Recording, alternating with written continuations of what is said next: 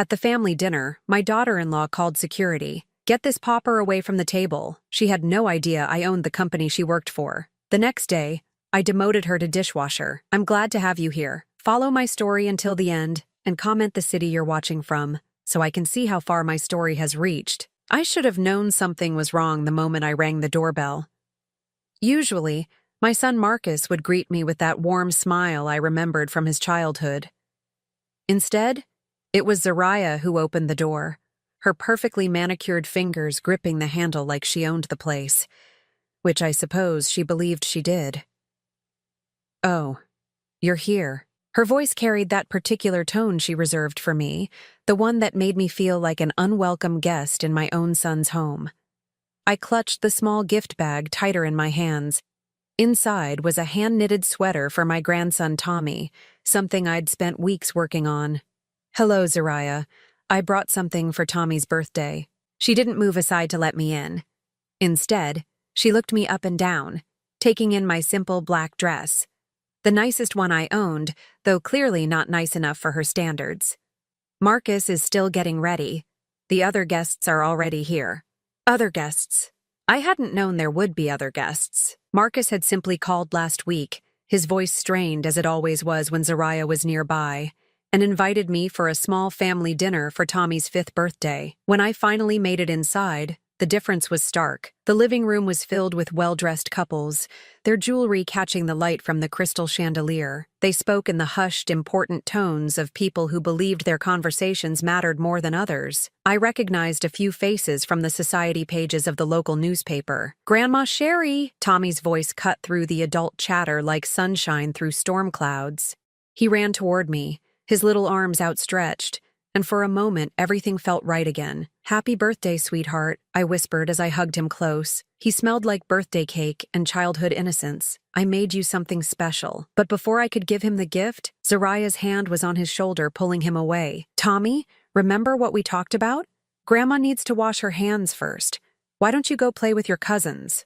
The message was clear. I wasn't clean enough to touch her son.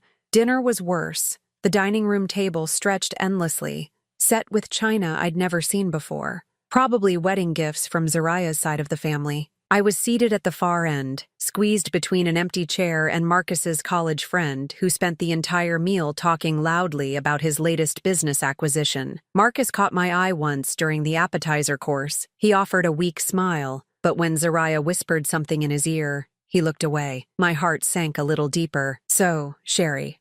Zariah's voice rang out across the table during the main course, causing conversations to pause. "Marcus tells me you're still working at that little cleaning company." The way she said "little" made it sound like something distasteful.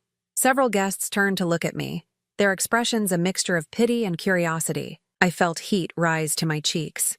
"I own a business, yes," I replied quietly, not wanting to cause a scene. Zariah laughed, a sound like ice clinking in a glass. "Oh, how sweet. A business." She turned to the woman beside her. "Sherry does office cleaning. Very humble work." The woman nodded politely, but I caught the subtle shift in her posture, the way she angled herself slightly away from me. It was a movement I'd seen countless times throughout my life. The unconscious recoil people have when they believe they're in the presence of someone beneath their social station. I tried to eat, but each bite felt like sand in my mouth.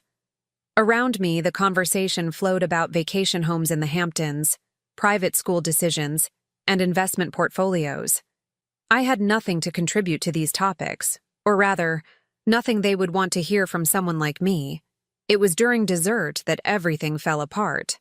Tommy had escaped from the children's table and climbed onto my lap, chocolate cake smeared on his fingers. "Grandma, will you tell me the story about the princess who saved herself?" It was our tradition, a story I'd made up years ago about a princess who didn't need rescuing because she was clever and strong. But before I could begin, Zariah was standing, her face flushed with anger. "Tommy, get down from there right now." Her voice was sharp enough to cut glass. "You'll get your clothes dirty. But Mom, I want to hear Grandma's story." I said now. She lifted Tommy from my lap, her movements rough enough to make him whimper. Then she turned to me, her eyes blazing. "I think it's time for you to leave." The dining room fell silent. Even the man who'd been monopolizing conversation about his business deals stopped mid-sentence.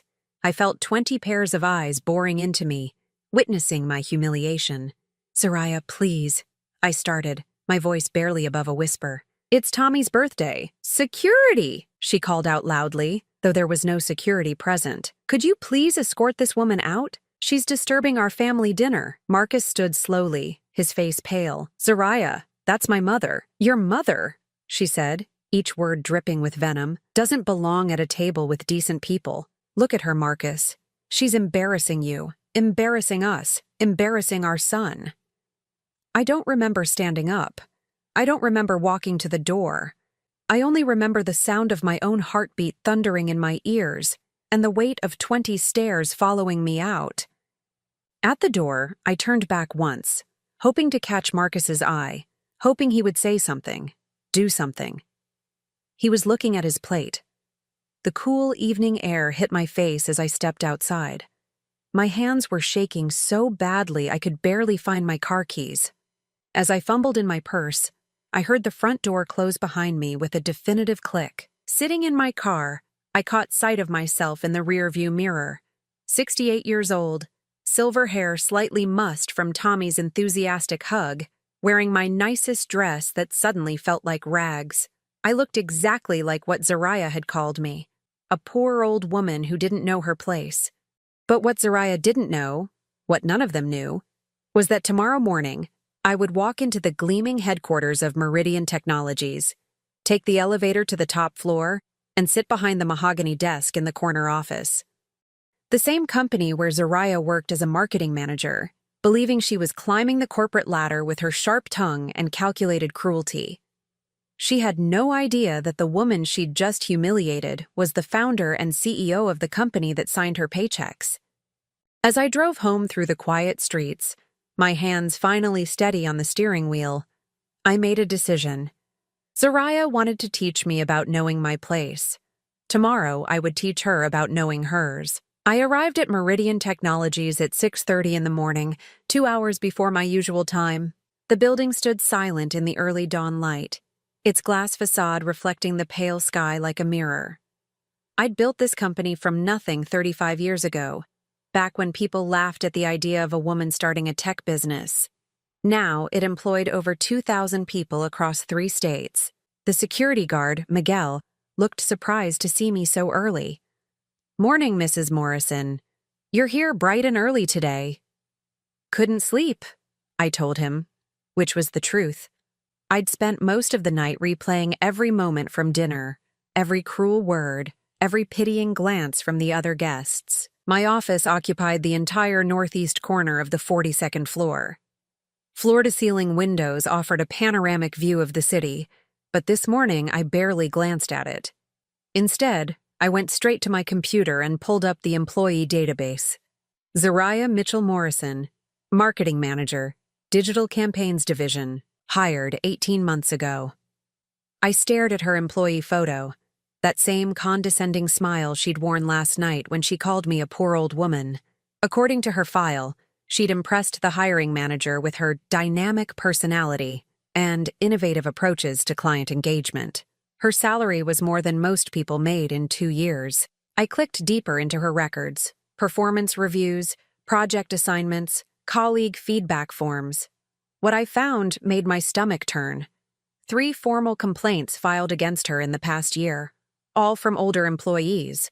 Margaret Chen, 61, from accounting, complained that Soraya had publicly humiliated her during a budget meeting, calling her methods outdated and suggesting she step aside for someone who understands modern business. The complaint was dismissed after Soraya claimed she was simply advocating for efficiency. Robert Williams, 58, from IT support, reported that Soraya had demanded he work overtime on her personal projects while berating him about his slow processing speed and inability to keep up with younger minds. Again, dismissed after Zoraya's supervisor vouched for her high standards. The third complaint came from Janet Rodriguez, 63, a custodial supervisor. Soraya had apparently complained to HR that Janet was unprofessional and couldn't understand basic instructions After Janet didn't immediately move a meeting room cleaning to accommodate Zariah's last-minute schedule change, Janet had been transferred to the night shift. I leaned back in my chair, a cold anger settling in my chest.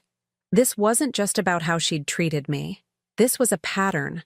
Zariah targeted older employees, used her position to demean them, and relied on the company's reluctance to deal with workplace conflicts to escape consequences. My phone rang, jolting me from my thoughts. Marcus's name appeared on the screen. "Mom?" His voice was strained, exhausted. "I'm sorry about last night." Zariah was. She was stressed about the dinner party. She didn't mean what she said. I closed my eyes. Even now, he was making excuses for her. "She called security to have me removed from my grandson's birthday dinner, Marcus." "There was no security, Mom. She was just emotional. She humiliated me in front of 20 people." A long pause. "I know. I should have said something. I'm sorry." His voice cracked slightly. "But you know how she gets when she's planning these events. Everything has to be perfect. Perfect. As if my presence somehow tainted their perfect life. I need some time to think," I told him. "Of course. But Mom, maybe next time, if you could dress up a little more. You know how important appearances are to Zariah's friends." After I hung up, I sat in silence for a long time. My son, my gentle, kind son who used to defend injured birds and give his lunch money to classmates who forgot theirs, was asking me to change who I was to accommodate his wife's cruelty. By 8 o'clock, the office was bustling with activity. I watched through my window as employees filed into the building, riding elevators to their respective floors, settling into their workdays. Somewhere among them was Zariah, probably complaining to colleagues about her difficult mother-in-law who didn't know her place. I buzzed my assistant, Helen. She'd been with me for 15 years, starting as a secretary and working her way up to executive assistant. She was also 62 years old, exactly the kind of employee Zariah seemed to enjoy targeting. "Helen, I need you to pull some personnel files for me." Quietly. "Of course. Which employees?" "Start with the Digital Campaigns Division. I want to see everything. Performance reviews, project reports, internal communications, and Helen, I especially want to see any records involving interactions with older staff members." Helen paused. She'd worked with me long enough to recognize when something was brewing. "Should I ask what this is about?" "Not yet. But I have a feeling we're going to be making some changes around here." An hour later, Helen returned with a stack of files that confirmed my worst fears. Zariah's division had the highest turnover rate in the company, specifically among employees over 50. Exit interviews revealed a pattern of complaints about ageist attitudes and hostile work environment, but somehow these never made it to my desk. I found records of Zariah's emails, printed out and filed according to company policy. One exchange with a colleague made my hands shake with anger. "Can you believe they're making me work with Janet on the Morrison project? The woman can barely operate a smartphone. Why do we keep these dinosaurs around? They're just taking up space that could go to people who actually understand the modern workplace." The Morrison project, a campaign for a new client that Zariah had claimed credit for, earning herself a substantial bonus. Janet Rodriguez, the 63-year-old custodial supervisor who'd been transferred to nights, had developed the initial concept during a brainstorming session that included support staff. I picked up my phone and dialed extension 4247. "Human Resources. Jennifer speaking. Jennifer, this is Sherry Morrison. I need to see you in my office immediately, and bring the organizational chart for the Digital Campaigns Division." 20 minutes later, Jennifer sat across from my desk, her face pale as I outlined what I'd discovered. "Mrs. Morrison, I had no idea the situation was this extensive. Some of these complaints should have been escalated to your office immediately." "They should have been," I agreed, "but they weren't, which tells me we have more problems than just one employee. However, right now I want to focus on Zariah Mitchell Morrison." Jennifer nodded nervously. "What would you like me to do?" I leaned forward, my decision crystallizing. "I want her transferred immediately, today." "To which department?" I thought about Janet Rodriguez, working the night shift because Zariah found her inconvenient. I thought about Margaret Chen, publicly humiliated for using methods that had worked successfully for decades. I thought about Robert Williams, forced to work overtime on personal projects while being called slow and outdated. Food services, dishwashing. Jennifer's eyes widened. Mrs. Morrison, that's quite a significant demotion. She'll certainly file a grievance. Let her. Tell her it's part of a new company initiative to have management personnel understand all aspects of our operation. Tell her it's temporary, pending restructuring of her division.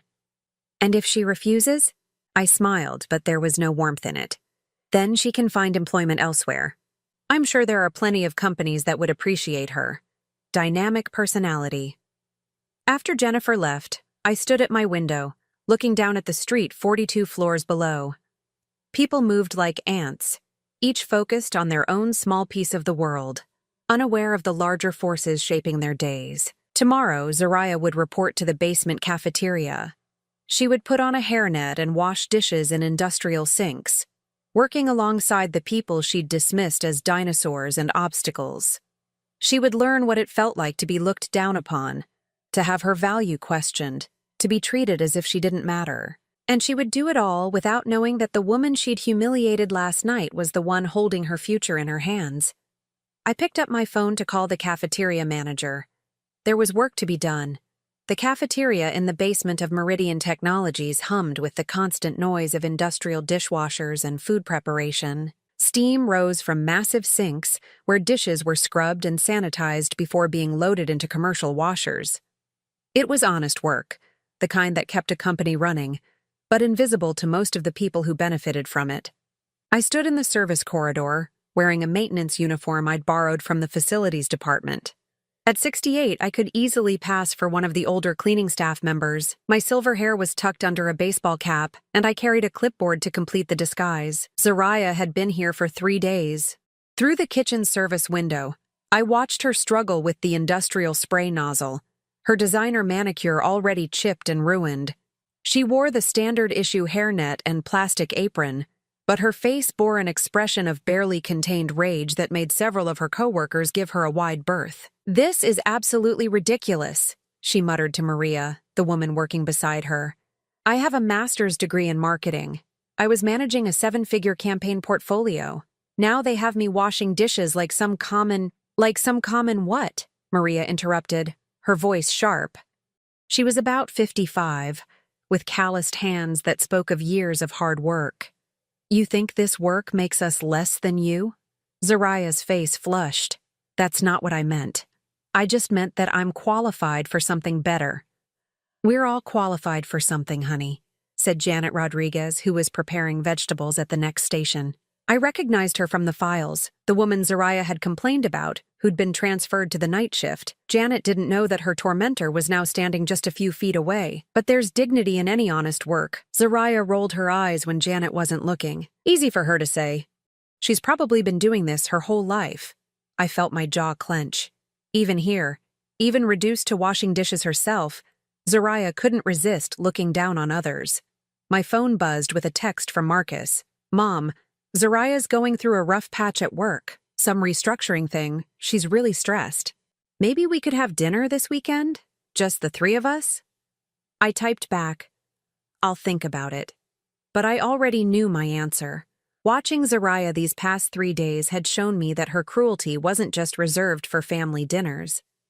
It was who she was, woven into the fabric of her character. On the 4th day, I decided to get closer. I entered the kitchen during the lunch rush, when the noise and chaos would provide perfect cover. I approached the dish pit where Zariah was working, now looking thoroughly defeated. Her blonde hair hung limp beneath the hairnet, and there were dark circles under her eyes. "Excuse me?" I said, deliberately roughening my voice and adding a slight accent. "I need to clean the floor around your station." Zariah barely glanced at me. "Whatever, just don't get in my way." I began mopping around her feet, positioning myself close enough to hear her conversation with Luis, a young man who'd been trying to help her adjust to the work. "I don't understand why they're making me do this," Zariah complained, scraping food remnants off a plate with unnecessary force. It's probably that dried-up old bitch from HR. She never liked me. Louise shook his head. Jennifer's actually pretty fair. Maybe it really is just temporary, like they said. Temporary my ass, Zariah snapped. This is punishment for something. I just can't figure out what. She gestured around the kitchen with a soapy hand. Look at this place. Look at these people. I don't belong here. Hey, Louise said quietly. These people work hard. They're good people. Zariah let out a bitter laugh. Good people? Louise, wake up. These are the people who couldn't make it anywhere else. They're here because they don't have the skills or intelligence to do anything better.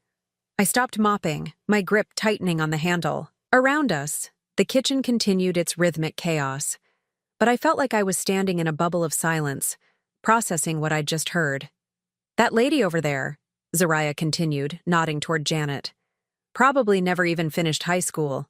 And that woman with the accent who was here earlier, probably illegal. They should be grateful for any work they can get.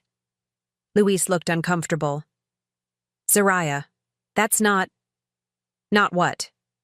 Not true? Zariah's voice rose slightly. Look, I know it sounds harsh, but some people are meant to lead, and some people are meant to follow. Some people are meant to create value, and some people are just maintenance.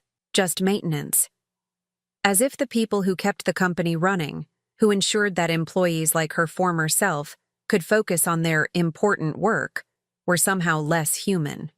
I resumed mopping, moving methodically around the kitchen, listening to Zariah continue her commentary on her co-workers. She criticized Maria's English, called Louise naive for defending the older workers, and made snide remarks about Janet's appearance. The worst part, she said as she rinsed a stack of plates, is that my mother-in-law probably loves this.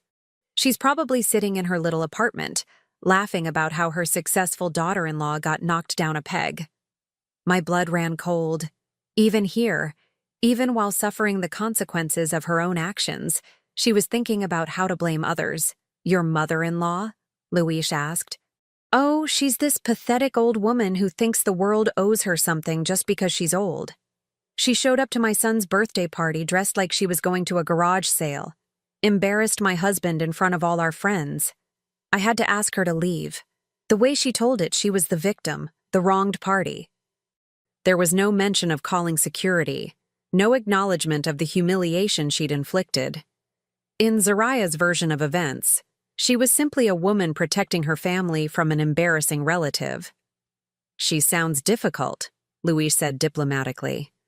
She's a bitter old woman who's jealous of what we've built, Zariah replied. She's spent her whole life doing manual labor, and she can't stand that her son married someone with class, someone with education. She wants to drag us down to her level. Manual labor, like what she was doing right now, like what the people around her did every day with dignity and pride. I finished mopping and began to leave, but Zariah's voice stopped me one more time. You know what the really sick part is? My husband actually feels sorry for her. He thinks I should apologize for protecting our family from embarrassment. Can you believe that? As I walked away, I heard Louise say quietly, maybe you should talk to her. Family's important. Zariah's laugh was sharp and cold. Family? Real family doesn't show up looking like they just crawled out of a trailer park. Real family understands social boundaries. I made it to the service corridor before my hands started shaking. I leaned against the wall, removing the baseball cap and running my fingers through my silver hair. 3 days of washing dishes, of seeing how the other half lived, of working alongside people she'd previously dismissed, and she'd learned nothing. If anything, she doubled down on her prejudices. That evening, Marcus called again. Mom, I'm worried about Zariah. This job situation is really getting to her. She comes home exhausted and angry every day. What does she say about it? I asked, already knowing the answer. She thinks someone at her company is targeting her. She's convinced it's some kind of discrimination, maybe because she's young and successful. He paused. She asked me to call you, actually. She wants to apologize for the other night. I almost laughed. Zariah wanted to apologize, not because she felt genuine remorse, but because she needed allies. She was looking for someone to blame for her situation, and she'd realized that burning bridges with family might not be strategic. Tell her I'm not ready for that conversation yet, I said. Mom, please. She's really struggling.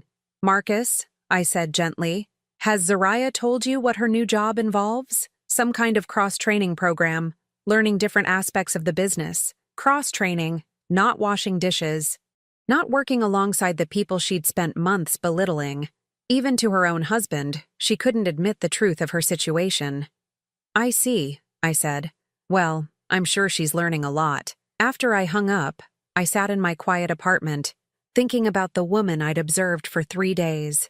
Tomorrow, I would reveal myself. Tomorrow, Zariah would learn that the pathetic old woman she'd humiliated held her future in her hands. But first, I wanted to see how she would react when she realized that everything she thought she knew about power and position had just turned upside down. I arrived at the office earlier than usual on Friday morning. My decision crystallized during a sleepless night. Watching Zariah for nearly a week had confirmed what I'd suspected. She wasn't learning empathy from her experience in the kitchen. She was learning resentment. Helen looked up as I entered, noting the determined set of my shoulders. What can I do for you today, Mrs. Morrison?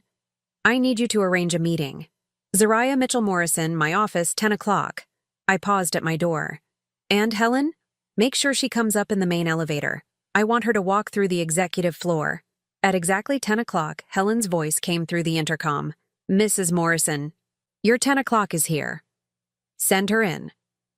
I turned my chair to face the window, my back to the door, as I heard footsteps on the marble floor. Zariah's reflection appeared in the glass.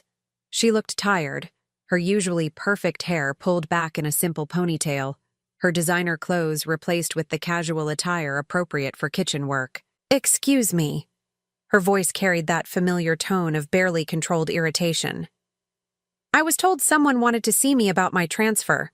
I don't know why they sent me to the executive floor. There's obviously been some mistake. I swiveled my chair around slowly, letting the recognition dawn in her eyes. The change in her expression was remarkable.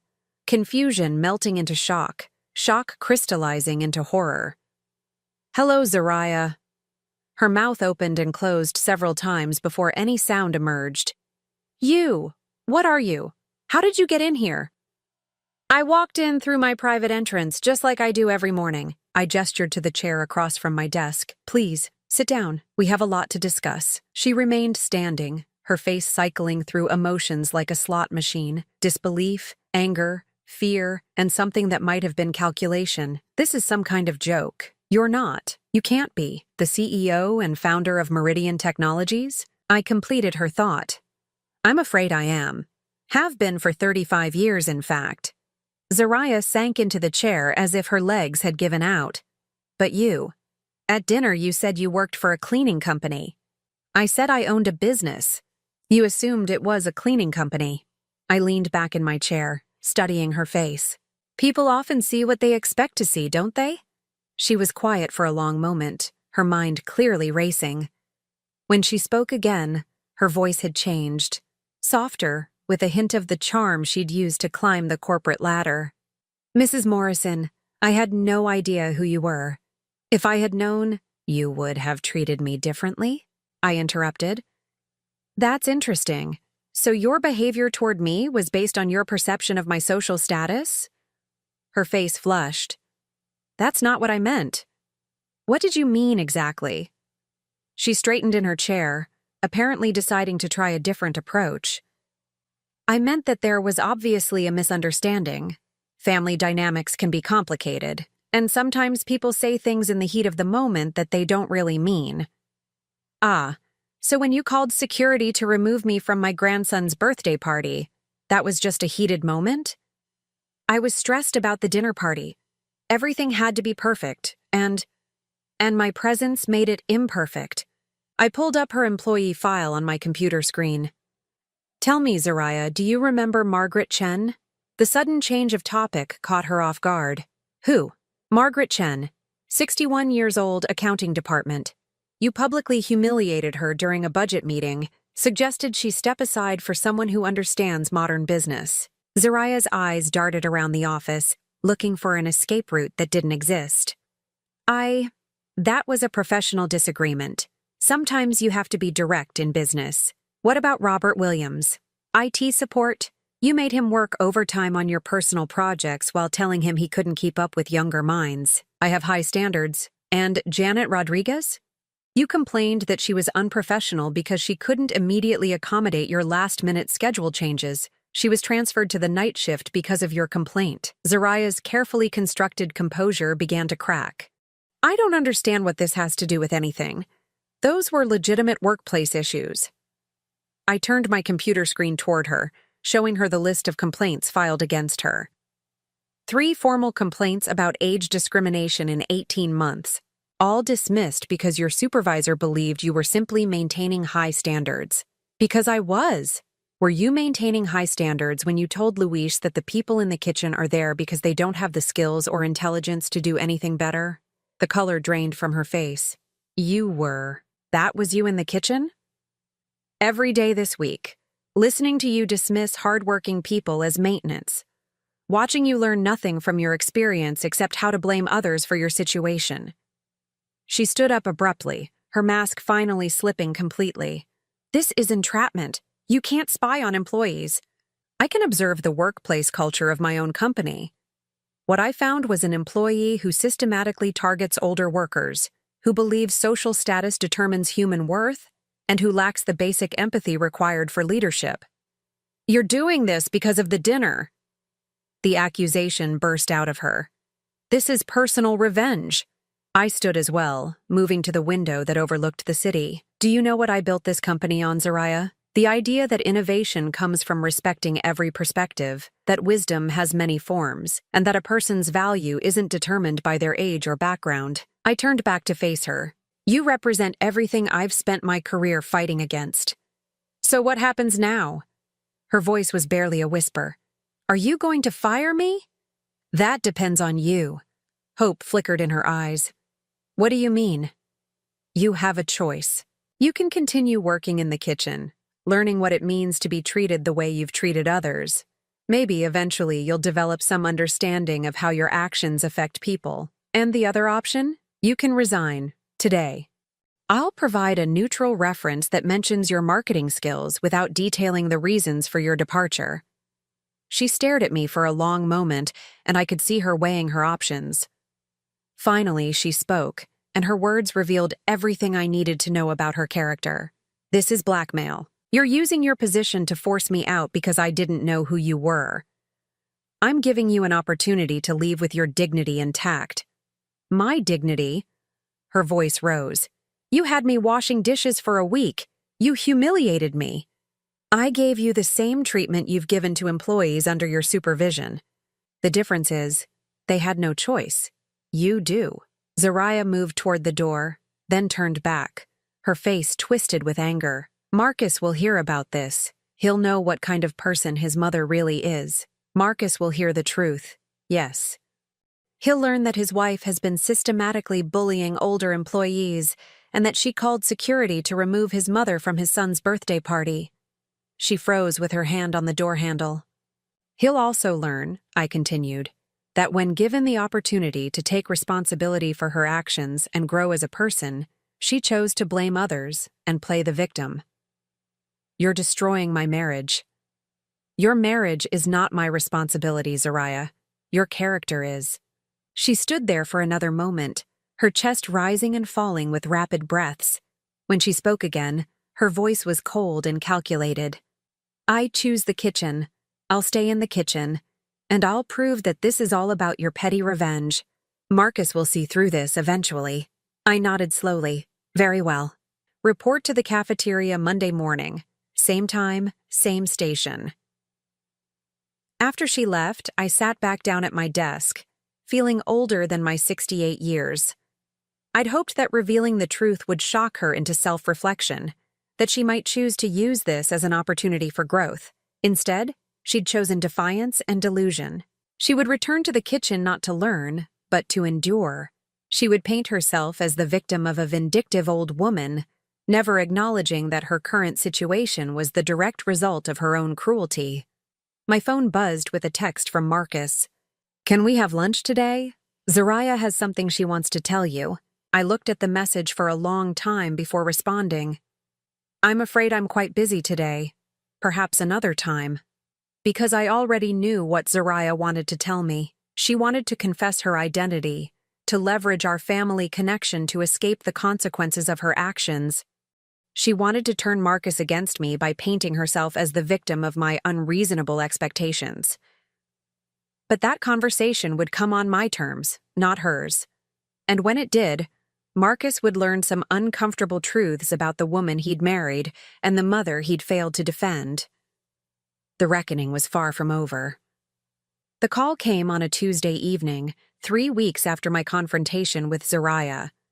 Marcus's voice was strained, carrying the weight of someone who'd finally been forced to see an uncomfortable truth. "Mom, we need to talk. All three of us." I set down my teacup, noting the tremor in his voice. "About what, specifically?" "About Zariah's job situation.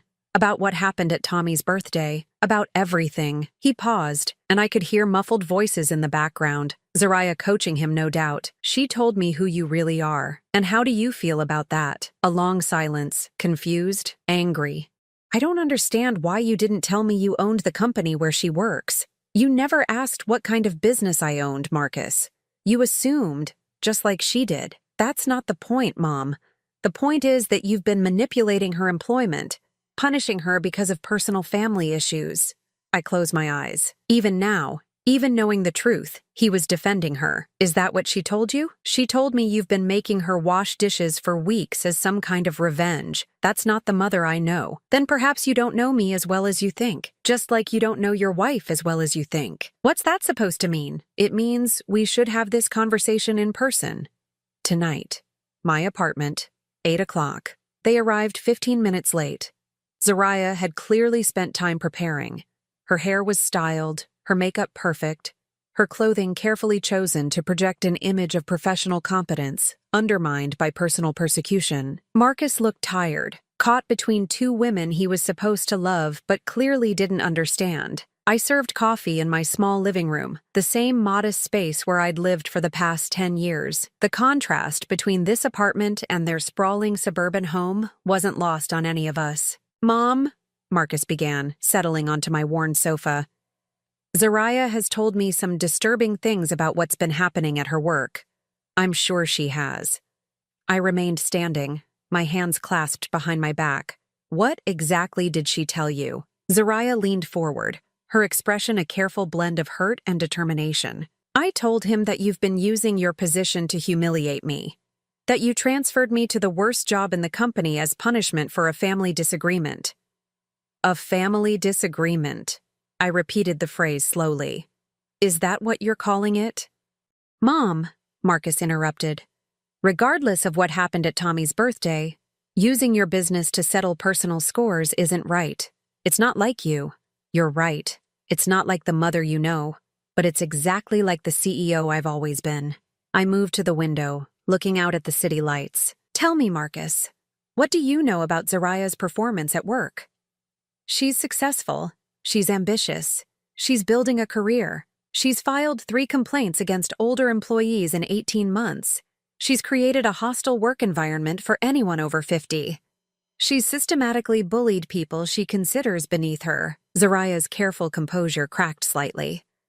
"Those were legitimate professional concerns. You told Luis that the kitchen workers don't have the skills or intelligence to do anything better. You called them maintenance." I turned back to face them. "You said Janet Rodriguez probably never finished high school and suggested Maria might be illegal." Marcus's face went pale. "Zariah, is that true?" I was frustrated. People say things when they're under stress. "The same way you say things when you're stressed about dinner parties?" I asked quietly. "The same way you called security to remove the pobretona from your table." "What does that mean?" Marcus looked between us, confused. "It means poor little woman in Spanish," I explained. "It's what your wife called me before having me escorted out of your son's birthday party." The silence that followed was deafening. Marcus stared at Zariah, his face cycling through emotions I recognized from his childhood. The same look he'd worn when he was 7 and realized that Santa Claus wasn't real. "You called my mother a poor little woman?" Zariah's eyes darted around the room like a trapped animal. "Marcus, you have to understand, She showed up looking like, I didn't know who she was. So that makes it acceptable?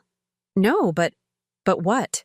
His voice was rising now, the careful control he'd maintained for years finally cracking. But it's okay to humiliate people if you think they're poor. But it's okay to throw my mother out of our house if she doesn't meet your standards? Marcus, please, you're not understanding. I'm understanding perfectly. He stood up, pacing to the far end of my small living room. I'm understanding that my wife threw my mother out of our house because she was embarrassed by her appearance.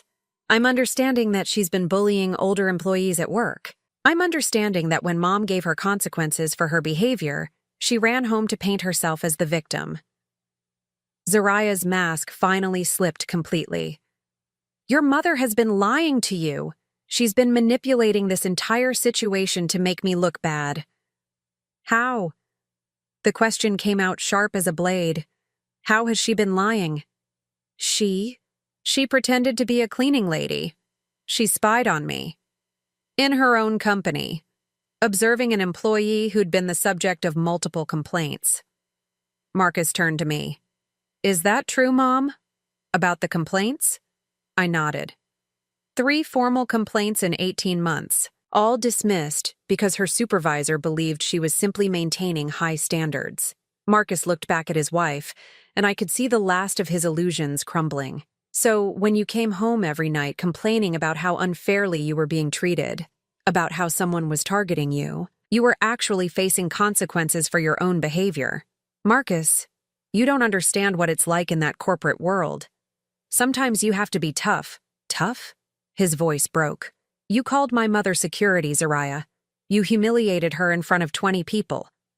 You made our son watch his grandmother get thrown out of his birthday party.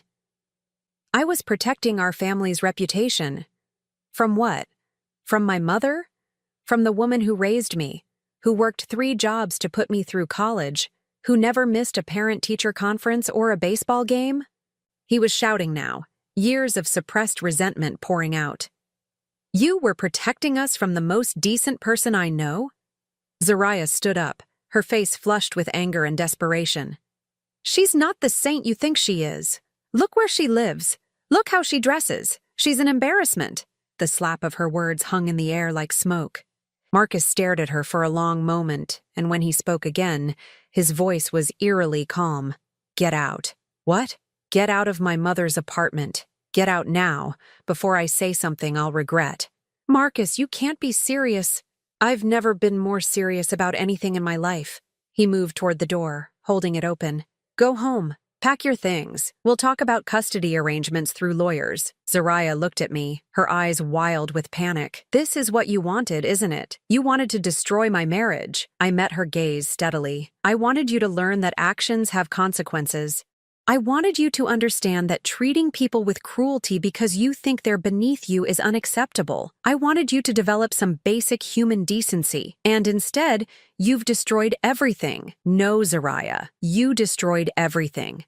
The moment you decided that my grandson was better off without his grandmother, the moment you chose cruelty over kindness, the moment you made Marcus choose between his wife and his conscience. She looked between Marcus and me one final time, searching for something that would save her. Finding nothing, she grabbed her purse and stalked toward the door.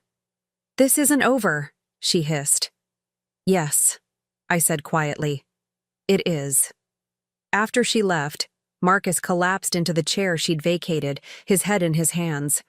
We sat in silence for a long time, the weight of 20 years of mistakes settling between us. I'm sorry, Mom, he finally whispered. I'm so sorry for everything. I know you are. How long have you known about who she really is? I suspected from the beginning, but I hoped I was wrong. I hoped that maybe she would change, that maybe love would make her kinder. He looked up at me, his eyes red-rimmed. What happens now? Now you rebuild. You focus on being the father Tommy needs. You remember who you are underneath all the compromises you made. And Zariah? I thought about her options. Resignation or continued humiliation in the kitchen of my company. Zariah will figure out her own path. She always has. Marcus nodded slowly. Can you forgive me for letting her treat you that way? I moved to sit beside him on the sofa, taking his hand in mine. You're my son. There's nothing to forgive. but even as I said the words, I knew that rebuilding trust would take time. Some wounds heal quickly, others leave scars that change you forever. The reckoning had arrived, but the real work was just beginning. 6 months later, I sat in my office on a crisp autumn morning, reviewing the quarterly reports that showed Meridian Technologies' continued growth. The morning light streamed through my windows, casting long shadows across the mahogany desk where I'd made so many decisions over the years. Helen knocked and entered with my coffee and the morning mail. "Mrs. Morrison, there's a resignation letter on your desk from the Food Services Department." I knew before I opened it. Zariah's elegant handwriting filled a single page, a formal resignation effective immediately, citing personal reasons and pursuit of new opportunities. No acknowledgement of what she'd learned, no expression of remorse, no growth. Simply an exit strategy that would allow her to preserve whatever remained of her dignity. I signed the acceptance form without hesitation. Some people learn from consequences, others simply endure them until they find an escape route. "Helen, please process this today and send a memo to HR. I want exit interviews to be mandatory for all supervisory positions going forward. No exceptions." The changes I'd implemented over the past 6 months went far beyond one toxic employee. I'd restructured the reporting system so that complaints about workplace bullying came directly to my attention. I'd instituted sensitivity training for all management personnel. Most importantly, I'd promoted Janet Rodriguez to floor supervisor, a position where her wisdom and experience were finally valued. Margaret Chen had returned to day shift with a commendation letter in her file. Robert Williams was now leading a project to upgrade our IT infrastructure, his decades of experience proving invaluable. The culture was changing, slowly but steadily. My phone rang, interrupting my thoughts. Marcus's name appeared on the screen. "Hi, Mom. Are you free for lunch today? Tommy wants to show you something." The relationship with my son had healed gradually, like a bone that had been broken and needed time to grow strong again.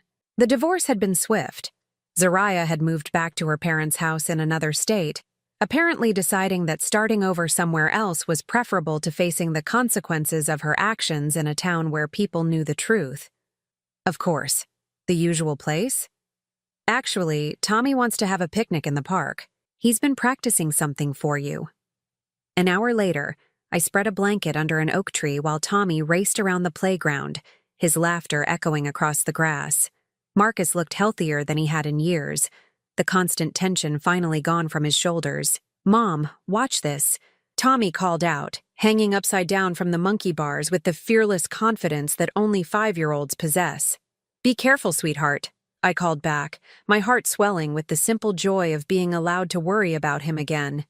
Marcus settled beside me on the blanket, unpacking sandwiches from a paper bag. "He asks about you every day. When is Grandma coming over? Can Grandma teach me to bake cookies? Can Grandma tell me the princess story?" "And what do you tell him?" "That Grandma is busy building castles and slaying dragons." He smiled, the first genuine smile I'd seen from him in years. "He's decided you're the most powerful person he knows." I laughed, watching Tommy navigate the playground equipment with determination. Smart boy. Too smart sometimes. Last week he asked why Mommy moved away. I didn't know what to tell him. This was the hardest part, protecting a child's innocence while maintaining honesty. "What did you say?" I told him that sometimes grown-ups make mistakes, and sometimes those mistakes mean they have to live in different places for a while. Marcus pulled out juice boxes, his movements careful and deliberate.